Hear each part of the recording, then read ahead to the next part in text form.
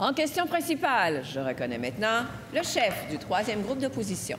Madame la Présidente, les chiffres à jour de l'année 2023 pour l'immigration temporaire viennent d'être publiés par l'Institut de la statistique du Québec.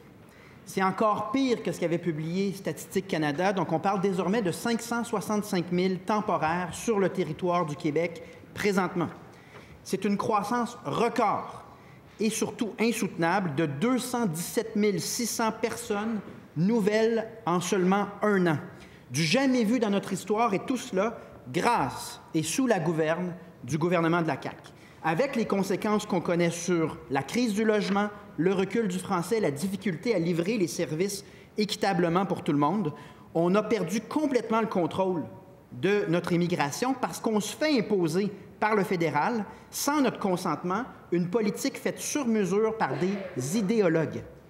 Rapatrier tous les pouvoirs en immigration est une question de survie de la nation pour éviter la louisianisation, nous disait le PM. Où en sommes-nous? Et là, je l'invite à ne pas me donner comme réponse qu'il est en train de préparer quelque chose avec Justin Trudeau, parce qu'il est déjà trop tard.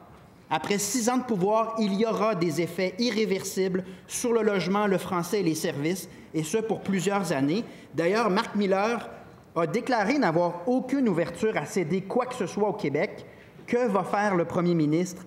Quelles sont ces fameuses options qu'il refuse de nous dire?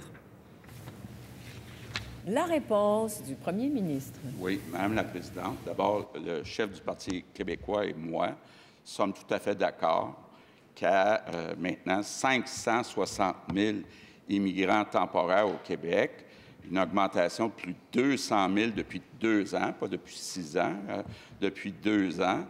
Et bon, le choix du Parti québécois, c'est de faire un référendum sur la souveraineté, un référendum que les Québécois ne veulent pas.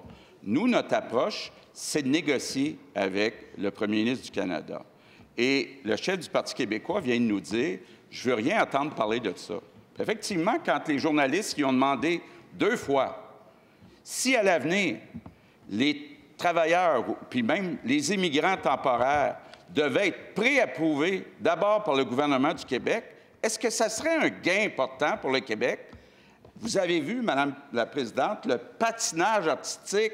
Oui, mais je ne suis pas contre ça, mais le Parti québécois ne veut pas faire de gain avec le fédéral. Il veut préparer un référendum sur la souveraineté. Il ne veut pas que ça marche avec Ottawa. Donc, Madame la Présidente, on va continuer de discuter avec Ottawa, puis je pense qu'on va arriver à des résultats.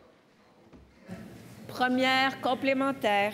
Madame la Présidente, en matière de patinage artistique, je dois vous avouer que je ne comprends rien de la réponse du premier ministre. La question est super simple. Quelles sont vos fameuses options? Vous vous faites dire non. Vous n'avez pas le contrôle sur l'immigration temporaire. Quelles sont vos prédictions pour le premier trimestre de 2024? Quelles sont les prédictions du premier ministre? Est-ce que ça va continuer d'augmenter? Est-ce qu'on va atteindre un quelconque résultat auprès d'Ottawa? C'est une question très simple à répondre.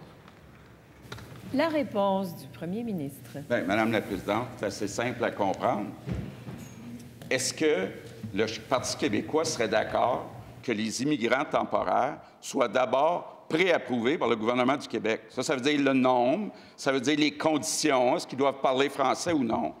Madame la Présidente, pendant que le PQ s'occupe d'une monnaie québécoise, nous, on s'occupe de la vraie vie. Deuxième, Monsieur le député de Matane-Matapédia, je vous ai entendu jusqu'ici. Je voudrais entendre le chef du troisième groupe d'opposition. Deuxième complémentaire. Le chef répétera que ça ressemble étrangement au discours de Jean Charest, en effet. Et je vais simplement dire qu'en effet, ce n'est pas difficile à comprendre. Le premier ministre a obtenu un mandat fort et c'était censé nous permettre de rapatrier tous les pouvoirs en immigration. On n'a aucun rapport de force avec Ottawa. La situation de l'immigration temporaire, on a perdu le contrôle.